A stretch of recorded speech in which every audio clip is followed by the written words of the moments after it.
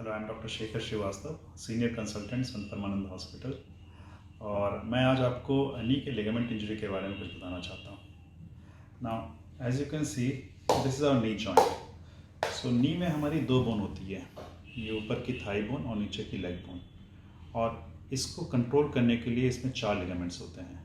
2 ligament side में होते हैं, एक आगे से पीछे जा रहा होता है और एक पीछे से आगे आ रहा होता है। सबसे कॉमनली ये जो आगे का लिगामेंट होता है, इसको हम ACL बोलते हैं, इसमें इंजरी होती है। यंग पेशेंट जो हमारे पास इंजरी से आते हैं उसमें ज़्यादातर ये ACL इंजरी होती है। सबसे कॉमन रीज़न ये स्पोर्ट्स पर्सन में होता है, स्पेशली जो बास्केटबॉल खेल रहे हैं या फिर फुटबॉल खेल रहे हैं, कबड्डी खेलते हैं, कुश्ती खेलते हैं, इन पेशेंट्स में ये कॉमन है। And the other common cause is road traffic accident. Specially हमारी कंट्री में जहाँ 2 व्हीलर्स इतने चलते हैं, इसमें ये ACL इंजरी बहुत ही कॉमन है।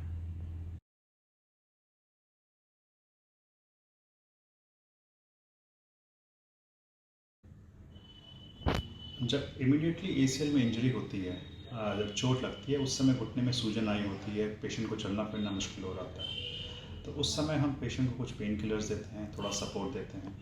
अगर ज़्यादा स्वेलिंग होती है तो उसमें से कई बार हम अंदर जो ब्लड जमा होता है उसको एक नीडल से निकाल भी देते हैं, जिससे पेशेंट को आराम आता है। दवाइयाँ देने के बाद, सपोर्ट देने के बाद पेशेंट को फिर से 2-3 हफ्ते में असेस किया जाता है।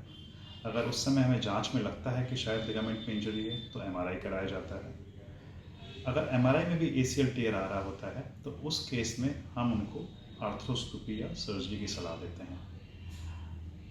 कई बार पेशेंट हमसे पूछता है कि हम चल फिर पा रहे हैं लेकिन फिर क्यों हमें सर्जरी चाहिए।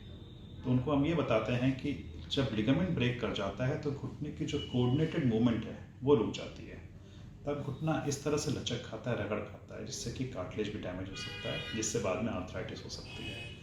इसीलिए एक तो आपको सर्जरी चाहिए जो आपको इस वक्त पेन हो रहा है, जो आपके घुटने में लचक आ रही है, उसको रोकने के लिए, प्लस फ्यूचर में आर्थराइटिस ना हो उसको प्रिवेंट करने के लिए भी इस सर्जरी की ज़रूरत होती है।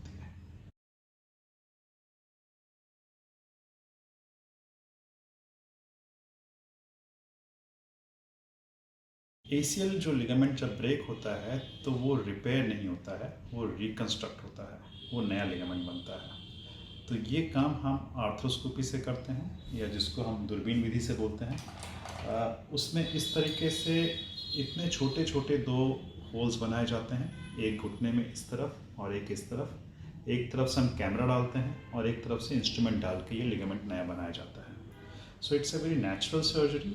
इसमें हम आपके ही शरीर से टिश्यू लेके लिगामेंट बना रहे हैं, जिसमें कुछ दिनों में ब्लड सप्लाई आ जाती है, खून का दौरा आ जाता है, तो ये आपका नेचुरल लिगामेंट बन जाता है।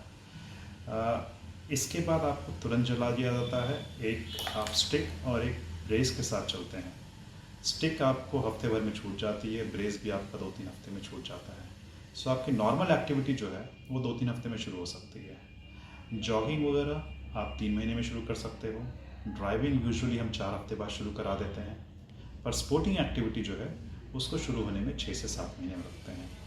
एक बार इस लिगामेंट में खून का दौरा आ गया, वैस्कुलरिटी आ गई, उसके बाद आप इस पे सब कुछ कर सकते हो। आप स्पोर्ट्स खेल सकते हो, you can go for jumping, hiking, rock climbing, you can do everything. So then it becomes your natural ligament. So future prevent करने के लिए, आर्थराइटिस प्रिवेंट करने के लिए, ये आर्थराइटिस को रोकने के लिए ये लिगामेंट का रिकंस्ट्रक्शन जरूरी होता है।